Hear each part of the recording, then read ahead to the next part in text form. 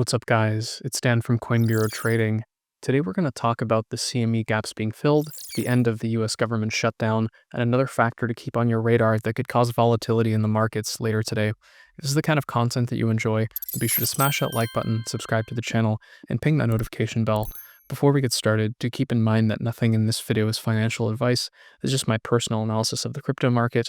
Your analysis could be different, and if it is, that's awesome, because the more difference of opinion that we have, the better traders and the better investors we're all going to become. So starting off with the CME gap, guys, the one thing to keep in mind when it comes to these CME gaps is that it only counts as closed when we actually see the price on the CME futures fall to that gap. So for example, yesterday, it's actually a really good example that we saw a Bitcoin on, let's say, for example, on Binance, Bitcoin fell to fill the CME gap, I don't know, somewhere around whatever it was, 104,160 or something like that, right? So Bitcoin's price fell to that level on Binance or Coinbase or some exchange, but it didn't fall to that level on the CME. So the result is that you actually saw kind of like spot prices fall a little bit lower than that, fall below 14K.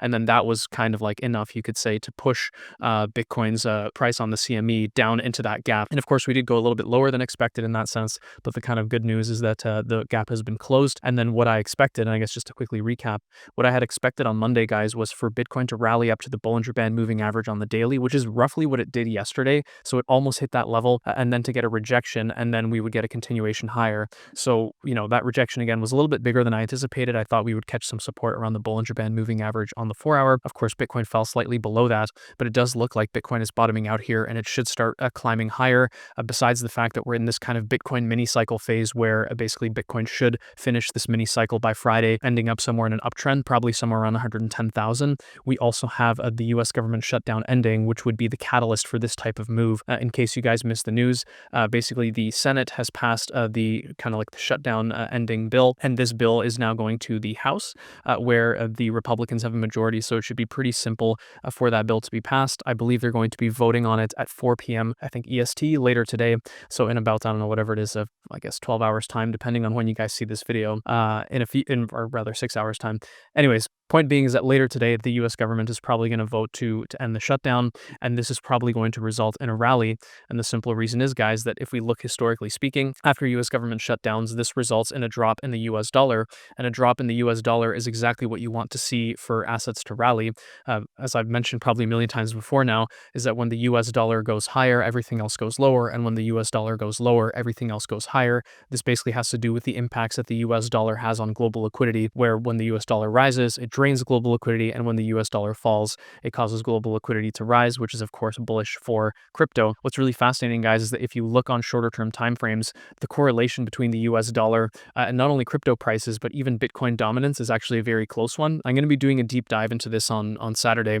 So if you see that Truth About Bitcoin Dominance video, spoiler alert, it's about this correlation between the US dollar and Bitcoin dominance that no one is talking about. But basically, if the US dollar falls here, which again, historically speaking, when US government shutdowns end, we do see a drop in the US dollar. So when we get a drop in that US dollar, not only should we get a rally in crypto, but that suggests that Bitcoin dominance will also fall as a result of that drop, because the correlation there seems to be pretty tight, at least on shorter term timeframes. But of course, that correlation isn't perfect. But anyways, guys, if you are looking to trade, what's going to come here in the next, let's say 24 hours, roughly speaking, then do check out the link in the description, specifically this first one here, BitGet up to 50,000 USDT deposit bonus. Click on that link. It'll take you to a page that looks like this. You guys will notice that the Coin Bureau does have a partnership with BitGet. On a personal note, I do think that BitGet is an awesome exchange, but of course, that doesn't mean that you should be keeping all your crypto on an exchange. All it means is that you guys should, just sign up. It's completely free to sign up. They have spot trading futures, they have tokenized stocks, and they have on-chain trading and a whole bunch of other features like trading bots and all that stuff, right? So just check it out, make an account, see if it's right for you, play around, do some trading, and who knows, maybe you'll make enough, make enough trades, do enough trading volume to get some of these bonuses here, which of course you do have to do quite a bit. But again, I do think that in general, BitGet is an awesome exchange, and I would recommend it. Again, just make sure you're keeping any crypto you're not trading should be kept in your personal wallet at all times. Anyways, when it comes to the factor, guys, to keep in the back of your mind, and this might seem a little bit out there, but I'm not sure if you guys heard the news, or maybe you even saw yourself, depending on where you are in the world, that basically there's some, you could say, like solar flares, solar storms or whatever, that are basically hitting the earth, I guess, over the last few hours, and they're going to continue hitting the earth over the next few hours, like into later today. And there's basically concerns that there could be basically some outages of like whatever communication networks, or like even like electric grids or whatever. And it's actually pretty intense, like pretty crazy. Of course, if you've seen like these kind of news or images or videos of like these aurora, or maybe even you saw it yourself, depending on where you are in the U.S., you might have even seen like all these like northern lights or whatever in your region. These are as a result of like, so, to my understanding, again, like this is something I literally just learned about yesterday, but to my understanding, those northern lights are as a result of kind of two, I guess, solar winds or solar flares or whatever that happened yesterday over the last couple of days. But there's a third one that's coming in here that's even bigger, and it's this is directly from the U.S. government, by the way. This is some like conspiracy. I know it looks like, it's funny how like when you see this infographic, it kind of looks like it's something like some kind of conspiracy, but this is officially from the what is it called here? Space Weather Prediction Center, National Oceanic and Atmospheric Administration of the United States government. So this is directly from their website, and in this case, directly from their social media. And here they basically warn that later today, there's basically a third wave, and I'll show you guys what that looks like in just a second. But later today, there's potential for basically like a big solar flare, solar wind, or whatever you want to call it, solar storm that can actually potentially disrupt. Here it's I believe it mentions here detrimental impacts. This is again this is directly from the U.S. government.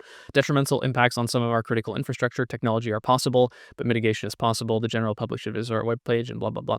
But basically there is potentially a risk here that we could see a little bit of like some kind of disruption, and on the off chance that there is some kind of another, like, I don't know, power outage or grid outage, or like, remember recently guys how there was this like AWS outage, like something like that, like that could potentially disrupt, like if you're using a crypto exchange and all of a sudden it stops working. Potentially we could see something like that as a result of the solar flare. Who knows, like maybe it's just going to be a nothing burger.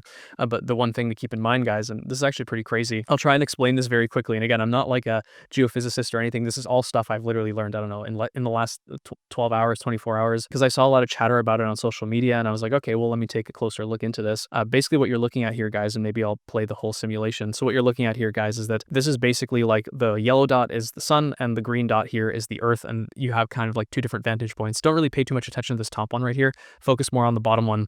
So you can see here that we have the first kind of two waves, and I mean, I guess in this case you can see a little bit clearer on the top one, but we have these first two waves, like these are the ones that have been hitting over the last, let's say, whatever it is, 12 hours, these first two waves, right? So you see the first wave, second wave, and you can see here like the waves kind of like hitting the earth or about to hit the earth. So those are the first two. But then watch here, there's a third one. Just watch very closely. There's a third wave that is coming. See, this third one is moving way faster. It looks like it's, I mean, I don't know if it's necessarily bigger, but this third wave is moving way faster, and this is expected to hit the earth, and based on this timing here, somewhere around 4 p.m. UTC, at 4 or 5 p.m. UTC, so basically later today sometime. So I don't know, roughly, I guess, again, depending on when you see this video, probably in around like 6 or 7 hours time.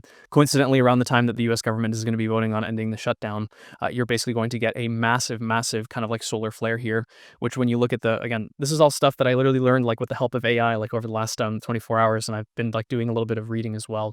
But when you have this speed of basically a solar wind, like solar flare, and it's exceeding here 1,000 kilometers per second, it's like, I think, clocking in at like close to 1,600 kilometers per second. That's actually pretty crazy, because it basically means like this white kind of color here is the highest possible speed, the highest possible reading.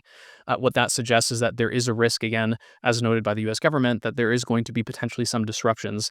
Like, and it's worth again highlighting the difference between the initial first two waves, which again, that's kind of like, if you've seen these aurora stuff like where you're at, or you saw like on social media, this is the result of the first two waves, which you can see like, yeah, like they were pretty quick, and like they hit the earth like whatever it was overnight here, early morning hours, and but you can see that third wave that is coming, that's still coming later today, and this is the thing that could potentially be disruptive. So just that, keep that in the back of your mind. And the reason why I mentioned this on a personal note is yesterday, where I live, like I basically received like a notice, I guess it was given to everyone by the government, basically saying, hey, like prepare to serve, like, again, it's just like a common like emergency pamphlet. But this is kind of why this is like on my radar, and you're like, why are you talking about this? It's because I basically received a pamphlet from the government where I live yesterday saying like, hey, prepare for a possibility of like 72 hours of like no electricity and no water. It's just like it's quote unquote, it's like a standard kind of like survival guide, but it's kind of crazy that the scenario that it details is like theoretically what could happen as a result of this flare. So if you don't see a video from me tomorrow and like, we have all this outages, then, the reason. Anyways, guys, if you did find that information helpful, and you did find it interesting or crazy or whatever, then you should smash that like button, subscribe to the channel, ding that notification bell, and I'll see you in the next one.